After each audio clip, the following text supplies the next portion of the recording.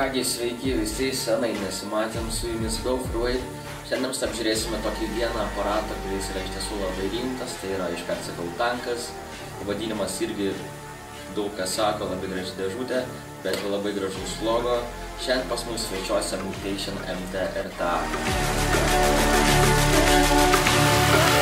Abracadabra.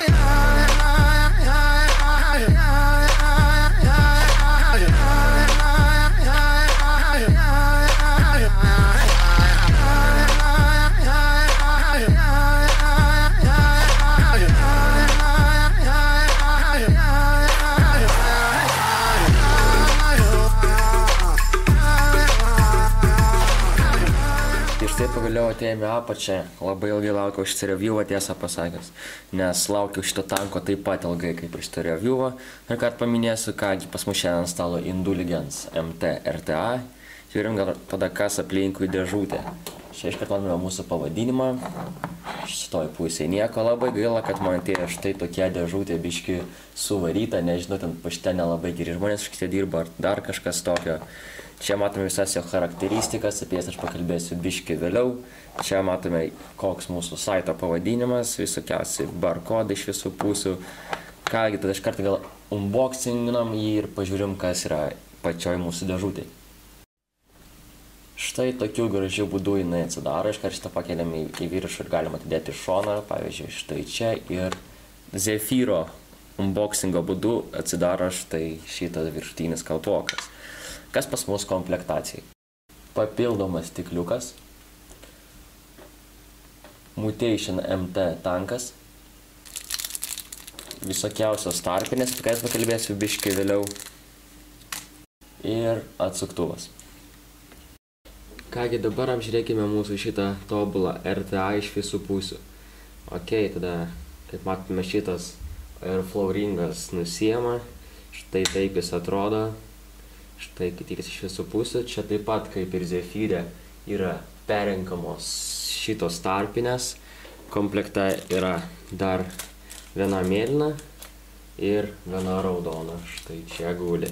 Tai kad yra labai panašu į tai, kad tai yra vos ne Zephyras, tai kad galima jį supainioti netgi.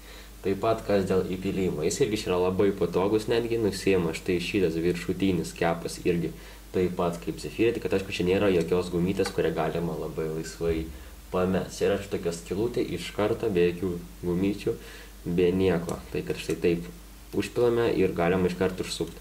Kas man nelabai patinka būtent užpilime, kad čia labai dažnai susikaupia oras.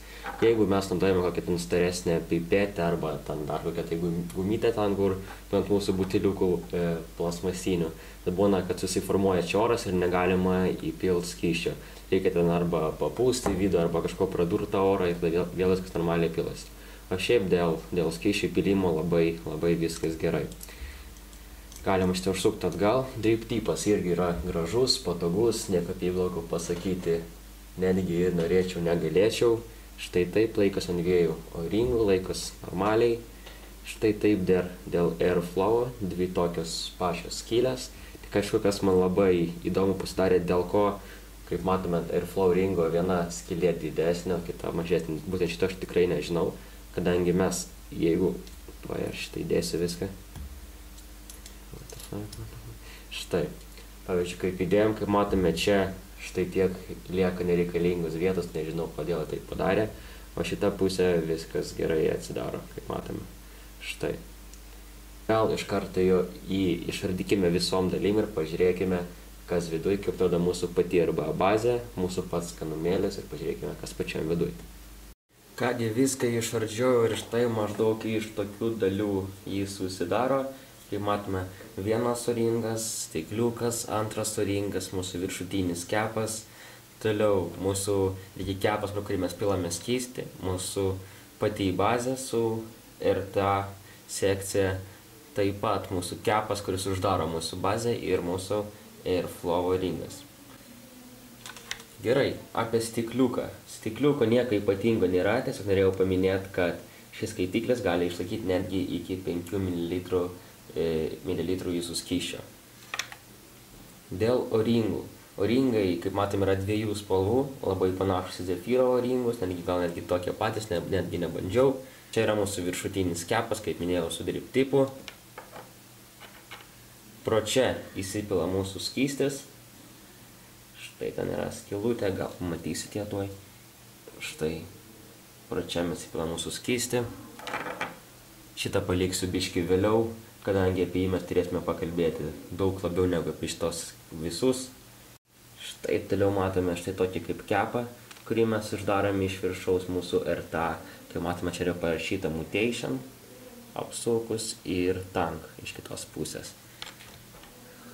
Toliau mūsų airflow ringas su dviem skirtingom skylėm, viena didesnė, kita mažesnė. Dabar ateikime prie mūsų įdomiausių dalykų, tai yra prie mūsų RTA bazės. Taip, gerai, kaip ir minėjau dabar apie mūsų patį įdomiausią dalyką ir visą šitą tanką, galima sakyti, bent jau man. Dėl ko aš jį nupirkau? Dėl jo milžiniško Jewish channelio, netgi čia yra 4 Jewish channeliai iš visų pusių. Dėl ko dar? Dėl jo milžiniškų irgi taip pat skylių, ir kurias talpa labai daug, netgi čia sugebėjau įstatyti Fused Claptoną. Nelabai gerai varė, nelabai gerai garino, kadangi man šortino, nes kai uždėjau kepą, jis lietėsi mano koilai prie šito. Ten buvo kažkur 5 vrapsai, kažkas tokio. Tad nelabai, bet manau, jeigu mažesnio atsuktuuvėlio sukti ir mažiau vrapsų, tikrai gerai eis. Netgi čia netgi nėra apie ką kalbėti. Toliau, kas čia dar labai įdomu. Dėl airflow. Airflowas yra iš tiesų nemažas, daug kas sakė, kad šitas skaitiklis yra vos ne kaip TFV, toks pat biški nelabai geras, bet iš tiesų man jis yra vienas iš geriausių. Jis man geriau už Belusą, geriau už Zafyrą ir taip toliau. Tai airflow tikrai nesiskūsiu, dėl skonio irgi. Aišku, kad klauso labai daug, klauso nuo mūsų coilų, arba čia twisted coilai, arba čia spaced coilai, arba dar kažkas. Esu netgi paruošęs štai tokios vėlos, čia yra, kaip matome, twisted vėla, kurią aš irgi čia įdėsiu, čia jau bus kitas video How to Build and Week, mūsų šitą Mutation MT, iš tiesų labai geras aparatas. Dėl skysčių ryjimo, skysčių ryja tikrai nemažai, nes, pavyzdžiui, buvau kaip čia padaręs iš 0,5 vėlos 7 vrapsai spaced coilą, tai man, ką žinau, kažkur 20-25 hitai normalūs hitai ir skysčiai beveik nebeliko, teko vėl pildyti. Todėl šitai minusiukas, bet čia jau toks tankas. Čia nėra subtankas, kad skysčių užtenka pusėj dienos. Čia norint turėti tokį tanką, reikia arba labai daug turėti pinigų ant premium skysčių, arba tiesiog nusipirkti bazės ir 100 ml galima lašint po biškį. Tad dėl šito tikrai yra viena tokia maža problemėlė. Šiaip aš šito kaitikliu pasinaudojau, ką žinau, kokius 4 dienas nenorėjom iš karto unboxint jo naujo, nes, manau, nieko apie jį gero nežinočiau. Dabar aš esu paragavęs jį, normaliai garinau jį tikrai kokius, ką žinau, jeigu žiūrint pagal Eviką, tai čia pas mane dabar biškiau nemažai hitų susidarė, pufsų ta prasme. Tai čia kažkur iš šitų apie 600 pufsų vien tik, to parodysiu, vien tik mano šito Mutation MT tanko. O aš jį gavau prieš 3 dienas, 4 maždaug. Iš tiesų, skonis man labai jame patinka, varžtai yra didesniam atsuktuvui negu paprastas mėlynas atsuktuvas, tad reikėtų turėti arba tokį, arba komplektaciją iš karto didesnis atsuktuvas, kuris čia labai gerai tinka. Kas dar man labai patinka, kad kai, pavyzdžiui, darome štai čia koilas ir labai dažnai prasisuka varžtai, tad nežinau, arba čia pas mane tokios rankos nelabai geros, arba čia toks biški minusiukas. O šiaip airflowas, kaip matome, čia yra 2 pusės airflowai skirtos. Vatos, kai buldinom, vatos tikrai gilėti čia nereikia, reikia pilnai sukišti šitą visą Jewish channelį, taip pat ir iš kitos pusės, tada jums nebus jokių dry hitų ir taip toliau. Dėl Vikingo jį iš tiesų daug lengviau subildinti negu kokį Belusą, nes turėjau porą Belusų ir ten buvo iš tiesų sunku jį visą suvykinti, o čia nėra sunku, reikia daug vatos, prikišti visą Jewish channelį ir palikti taip normaliai. Dar aišku, ten biškai skysčio, bet apie tai aš viską pakalbėsiu mano kitam video tutoriale How to Build and Week, kaip ir minėjau. Šiaip tankas labai geras, net jie nesinorėjo parduoti, bet manau reikės, kadangi noriu išbandyti dar kažko naujo, padaryti dar daugiau review. Tad manau, pirkti tikrai verta ir tikrai apsimoka. Kadangi aš jį visą išrinkau ir matyt, kaip aš tai padariau, tai dabar manau atėjo laikas viską tai sudėti. Gerai, tai varžtukai tikrai netrukdys mums sudėti mūsų šitą viršutinio kepo. Štai tokiu būdu mes jį užsukam. Toliau galima įdėti, pasirinkti iš 2 spalvų, arba mėlyną, arba raudoną, įdėti į apačią arba į viršų, jokio skirtumo pilnai nėra. Aš šiuo metu uždėsiu mėlyną ringą į apačią, kaip matome, čia yra toks biškiai storesnis, čia yra mažesnis, tad to mažesnio į viršų, storesnį į apačią, sukišam viską čia gražiai, štai taip, padedam mūsų stikliuką ant viršaus, galima prispaust. Toliau šitą mūsų antrą ringą aš pratęs dėti iš karto į stikliuką, tada kažkaip man būtent lengviau viskas užsisuka, štai įdėjome, toliau mūsų štai šita viršutinė sekcija eina, ten kur mes pilame skystį, štai taip ir dabar ją galima užsukti. Štai viršutinė sekcija įsukta ir toliau mūsų viršutinis kepas. Ką dar norėjau pasakyti, pamiršau, kaip matome pas mus yra čia tokias kaip skylutės mažos tokias.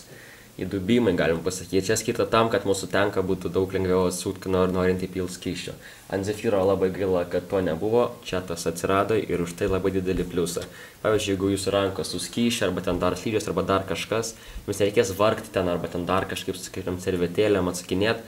Čia viskas labai lengvai atsisuka iš tiesų ir iki galo ir viskas tikrai normaliai. Už tai labai didelį pliusą būtent štai šitiem dalykam mes matėme čia. Ant Zefyro jų nebuvo.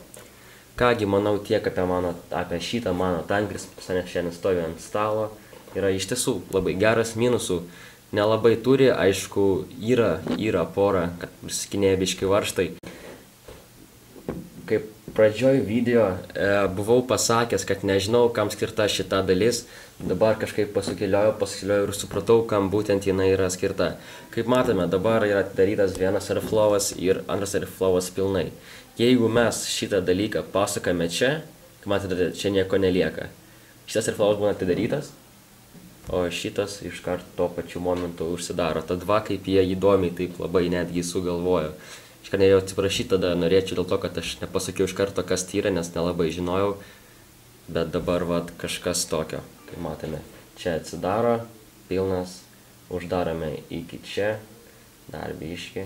Ir kaip matome, šitas airflow'as uždarytas pilnai, o šitas atidarytas. O tą, ką norėjau dar pasakyti. Tai kągi tiek apie šitą tanką, manau, jums jis tikrai patiko, kaip ir man. Tikrai verta išbandyti, kadangi tokių tankų kol kas dar mažai yra, tokių gerų, aišku, nėra tokie kaip Zefyrai ar Belusai ir taip toliau, bet būtent su tokiom skylėms, tokiu airflow, su tokiais juice channeliais yra iš tiesų mažai. Tad tikrai mano pirštas kyla į viršų ir manau, jį tikrai reikia išbandyti. Manau, čia tiek apie šitą Mutation MT tanką, kuris daug ryja, bet kuris yra labai geras. Manau, nedarysiu kaip Garina, kadangi jau padariau pradžioje video ir tikrai visi matėt, kiek iš jo išeina daug dūmų. Viskas daug garų, atsiprašau, viskas tikrai priklauso tik tais nuo coilų. Jeigu pas jūs čia bus 0,2 kantalis, tad nelabai daug ir jų bus, bet su geru buildu tikrai galima kažką gero iš jo išgauti. Galima kaip ir cloud chasing, galima kaip ir flower chasing. Čia priklauso tik tais nuo jūsų, kaip jūs jį pakūrensit. Manau tiek apie šitą gražuolį. Ačiū visiems už peržiūrą, jau į viršų negrįšiu, kadangi manau gerai apie jį pakalbėjau, viską likusiai pasakysiu būtent jums štai čia. Kągi, iki veiperiai ir tik prisiminkit, kad garinimas yra kaip vitaminai. Kur čia mano morka? Neturiu. Nereikia per daug, bet tai yra bent jau sveika. Kągi, dar kartelį ačiū už video, like, comment, subscribe, komentuokit, rašykit man į PM, kas blogai, kas gerai. Turėt kažkokių modų duot apžvalgai, prašau, irgi vėl į PM, susitarsim, duosiu jums kažką savo, duosiu kažką savo porai dienų, padarysiu apžvalgą ir grąžinsiu atgal. Tikrai nenupysiu, negalvokit čia nieko blogo. Kągi, iki.